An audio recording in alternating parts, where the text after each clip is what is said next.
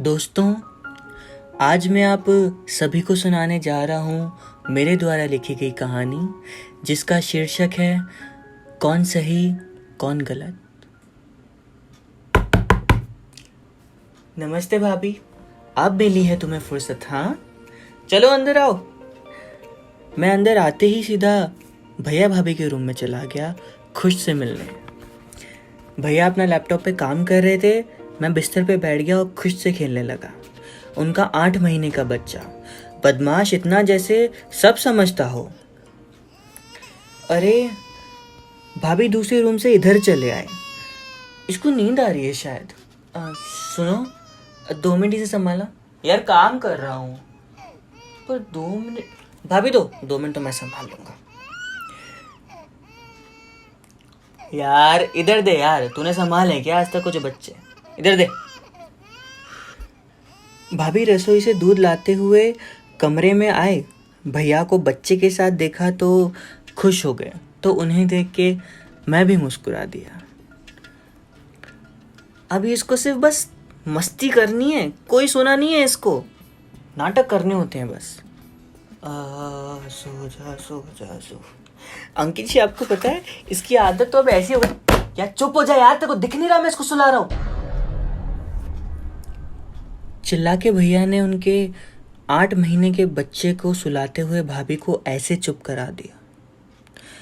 वो चीख तेज थी, बहुत तेज। उससे वो बच्चा क्या, मैं भी चौंक गया था। उस वक्त भाभी का चेहरा देखने की हिम्मत नहीं हुई। नजरें चुराते हुए देखा तो वो इधर उधर बस आंखें चुरा रही थी, जैसे मानो अपने आंसू छुपा रही हो, ये सोच के कि कहीं छलके तो कमजोर दिख जाऊंगी। मेरे लिए मेरी दूसरी माँ जैसी हैं भाभी। मैं तो उस वक्त उनको गले लगाना चाहता था, पर भैया के चेहरे पर शिकंज भी नहीं दिखी तो मैं नीचे आ गया। उस दिन नीचे उतरते हुए वो 14 सीढ़ियाँ मुझे उन 14 महीनों का सफ़र दिखा रही थी, जब पहली बार भाभी ने मुझे फ़ोन करके बताया था कि मैं चाचा बन गया हूँ। कितनी खुश थी वो, जैसे उनकी ज़िंदगी का एक नया पहलू शुरू हो गया हो। पहली बार माँ बनते हुए इतने करीब से किसी को देखा था। कैसे कैसे एक एक सीढ़ियाँ कम होती गई और उनको नीचे आने में सहारे की ज़रूरत पड़ती गई। कैसे खुद को इन परिस्थितियों में भी संभाला और हमेशा मुस्कुराती ही रही। अंकित जी, आपका खाना लगा दूं? आप ठीक हो? हाँ, क्यों? मैंने मुंह बना के ऊपर की तरफ इशारा किया तो भाभी की मुस्कान लौट आई। इन बातों पर ध्यान नहीं देते, मैं ठीक हूँ। भाभी ने मेरे गाल पर हाथ रखा और मुड़ गई। औरतों के गम और परेशानियां बर्फ की सिल्ली की तरह होते हैं, बंद और जमे हुए। थोड़ा सा खोलो तो पिघल के पानी हो जाते हैं। भाभी, हाँ आप बहुत अच्छे हो। हाँ, वो मैं हूं।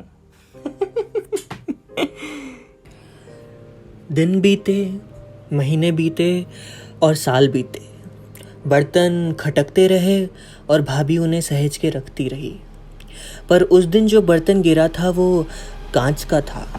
गिरा और टूट गया। नमस्ते भैया। कहाँ है हीरो आजकल तू?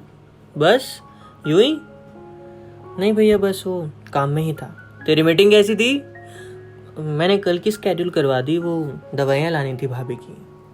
अच्छा है, कमाल है भाई। हमारे लिए तो काम पैसा जरूरी है भाई, पहले पैसा, दवाई तो चलती रहती है। मेरी चाय देते कि आज? हाँ, काश प्यारा परिवार भी जरूरी होता। हाँ कुछ नहीं भाभी, दवाइयाँ।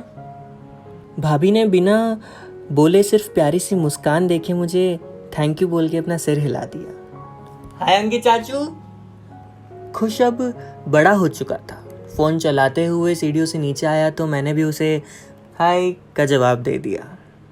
सुन, मैं 10 मिनट में आ रहा हूँ, मेरा वेट कर रही हूँ, ठीक है? जा रहा हूँ मैं। कब तक आओगे बेटा? टोक दिया ना, आप ना कभी अपनी हरकतों से बाज नहीं आओगी। पूरा मूड खराब कर दिया। उस दिन वो आंखें ना नज़र चुराना चाहती थी, ना वो आंसू छलकने से रुकना चाहते थे।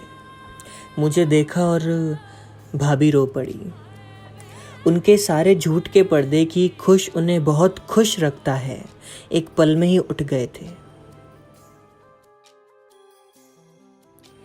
बर्तन उठाते भाभी वहीं बैठ गई। आंखों में इतने आंसू थे कि जमीन भी नहीं देख पाई थी वो।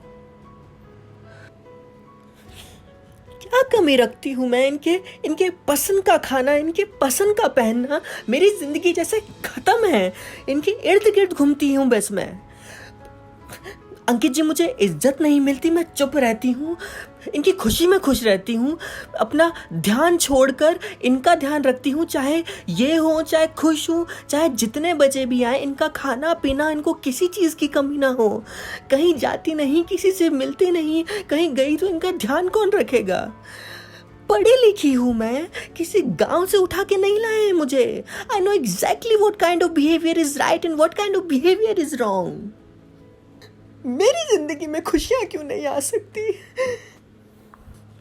भाभी, खुशियां और इज्जत जबरदस्ती नहीं मांगी जा सकती, कमानी पड़ती है। इतने सालों बाद अगर आज आपकी चुप्पी तोड़ी है तो बहुत देर से खुली है आपकी आंखें। आपको ऑब्वियसली बुरा लगेगा, पर अपने लिए लड़ना पड़ता है भाभी। बोलना पड़ता है कि ये व्यवहार पसंद नहीं है, मत करो ऐसा व्यवहार। आपको पता है, हम लड़कों, हम आदमियों का ईगो बहुत बड़ा होता है। हमारे अहंकार में इतनी नासमझी होती है ना कि हम किसी भी सुंदर रिश्ते को खत्म कर सकते हैं बस यूं ही। भाभी, जब बात प्यार से समझ ना आए ना तो जवाब देकर समझानी पड़ती है और बताना पड़ता है खुद को भी और दूसरों को भी कि ये गलत है। किसी का पति होना, किसी का भाई होना, बॉयफ्रेंड होना या सिर्फ एक लड़का होना एक तरफ है और बदतमीजी एक तरफ। आप हमेशा से मुझे कहती थी कि इन बातों पर ध्यान नहीं देते, कुछ सही नहीं है, कुछ गलत नहीं है। शायद अब आपको पता चलेगा कि क्या सही है, क्या गलत है, या फिर कौन सही है, कौन गलत है। संभालो अपने आप को।